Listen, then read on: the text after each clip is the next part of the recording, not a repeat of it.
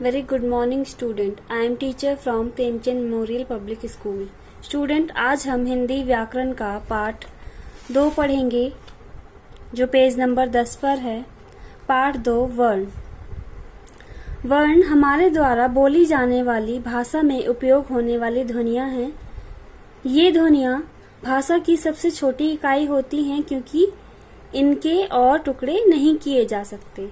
हम वर्ण के बारे में और अधिक जानेंगे. वर्ण क्या है?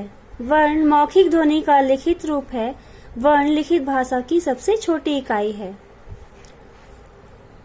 हमारे द्वारा बोली जाने वाली ध्वनियों का लिखित रूप वर्ण है और वर्ण भाषा की सबसे छोटी इकाई है क्योंकि इसके टुकड़े नहीं किए जा सकते. इसको हम इन शब्दों के खंडन द्वारा समझेंगे. अनार, अ जमा न जमा आ जमा र जमा अ, अनार. कमल, क जमा अ जमा म जमा अ जमा ल जमा अ, कमल. मटर, म जमा अ जमा ट जमा अ जमा र जमा अ, मटर. स्टूडेंट, ये इन शब्दों का खंडन है. मीन्स कि ये ध्वनियां लिखी गई हैं. इन ध्वनियों के और टुकड़े नहीं किए जा सकते. शब्दों के तो किए जा सकते हैं ध्वनियों में, लेकिन ध्वनियों के और टुकड़े नहीं हो सकते. इसीलिए यह भाषा की सबसे छोटी इकाई है. वर्णमाला. स्टूडेंट, वर्णमाला निश्चित क्रम में लिखे सभी स्वरों के समूह को वर्णमाला कहते हैं. अभी हमने वर्ण के बारे में पढ़ा. वर्णों का एक निश्चित क्रम वर्णमाला कहलाता है. वर्ण के प्रकार. वर्ण के 2 प्रकार होते हैं. पहला, स्वर. किसी अन्य ध्वनि की सहायता के बिना बोले जा सकने वाले वर्ण स्वर कहलाते हैं. हिंदी भाषा में 11 स्वर होते हैं. स्टूडेंट, किसी अन्य ध्वनि की सहायता के बिना बोले जा सकने वाले वर्ण स्वर कहलाते हैं और ये हिंदी भाषा में 11 होते हैं. अब इस बात को हम यहाँ समझेंगे उदाहरण के तौर पर.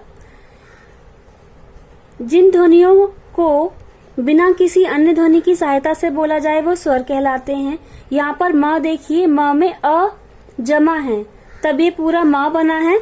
तो इस ये जो वर्ण है इसमें एक और वर्ण प्लस हुआ है तो ये स्वर नहीं है. ये क्या है? व्यंजन.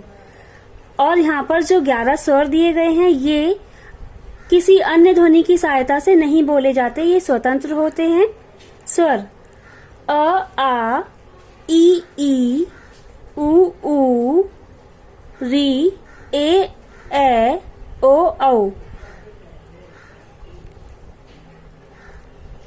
अब हम पढ़ेंगे व्यंजन जो पेज नंबर 11 पर है. 2. व्यंजन स्वरों की सहायता से बोले जाने वाली ध्वनियां व्यंजन कहलाती हैं. वर्णमाला में 33 मूल व्यंजन तथा 2 अतिरिक्त व्यंजन ड़ एवं ढ़ होते हैं. स्टूडेंट, अभी हमने पढ़ा कि स्वर बिना किसी अन्य ध्वनि की सहायता से बोले जाते हैं, लेकिन जो व्यंजन होते हैं वो स्वरों की सहायता से बोले जाते हैं. ओके. और ये संख्या में 33 होते हैं और इसमें 2 अतिरिक्त व्यंजन होते हैं, अड़ एवं ढ़. क से लेके ह तक ये 33 व्यंजन हैं और ये 2 अतिरिक्त व्यंजन हैं. ओके.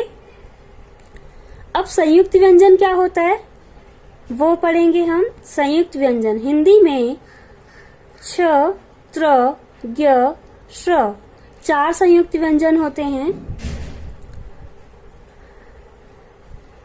ये संयुक्त व्यंजन का तात्पर्य होता है कि एक व्यंजन में एक और व्यंजन और एक स्वर मीन्स के अ प्लस होने के बाद ये है व्यंजन बनता है. इसको हम संयुक्त व्यंजन कहते हैं क्योंकि ये अन्य ध्वनियों के मेल से बनता है.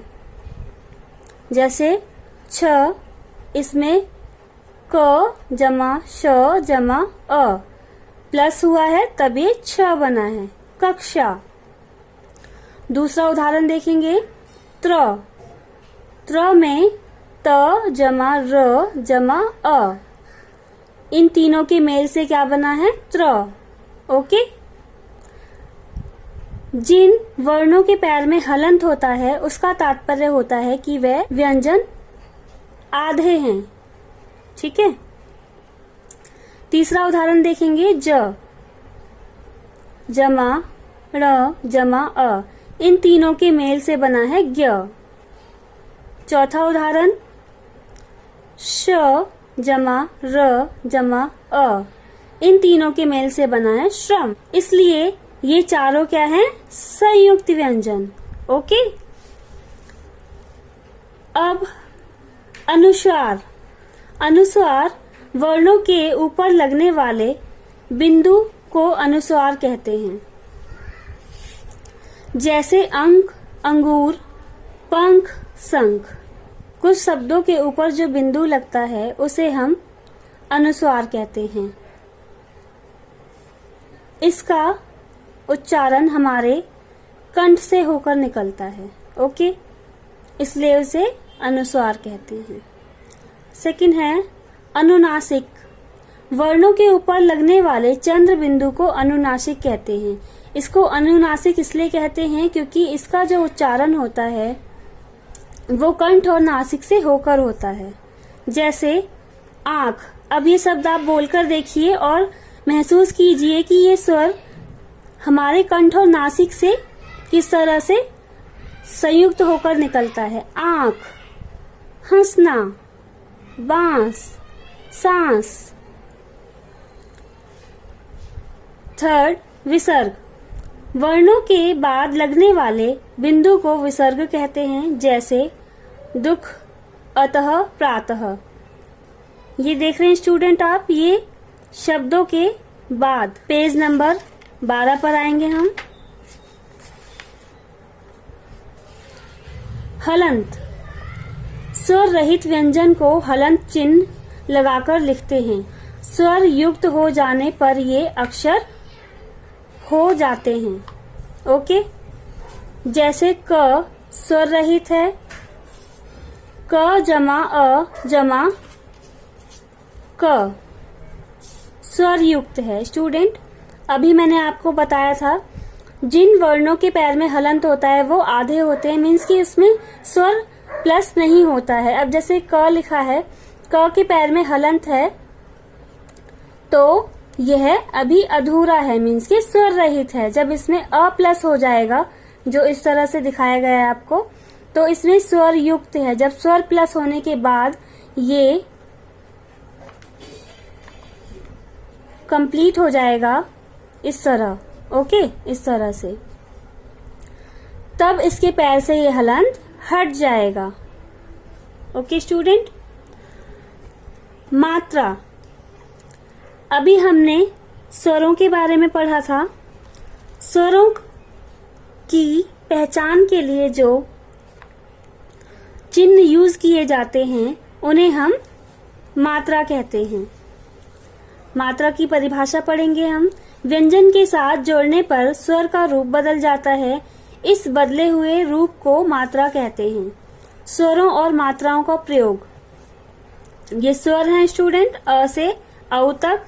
ये मात्रा है, मीन्स के इन स्वरों के चिन्ह हैं। स्वर और व्यंजन को प्लस करके यहाँ पर हमने मात्राओं का प्रयोग किया है। ओके, ये आप पढ़ेंगे।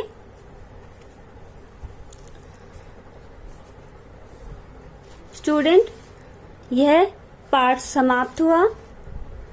अब इस पाठ को आप स्वयं पढ़ेंगे और ये अभ्यास माला फिल करेंगे। ओके, फर्स्ट में आपको सही विकल्प पर निशान लगाना है। सेकंड में सही वाक्य के आगे सही का निशान और गलत के आगे गलत का निशान लगाना है। Okay student. पेज नंबर 14 पर आपको प्रश्न 3, 4, 5, 6, 7 यह स्वयं करना है पाठ को पढ़ने के बाद। ओके स्टूडेंट, अगर आपको इसमें कोई क्वेरी हो तो आप मुझसे पूछ सकते हैं।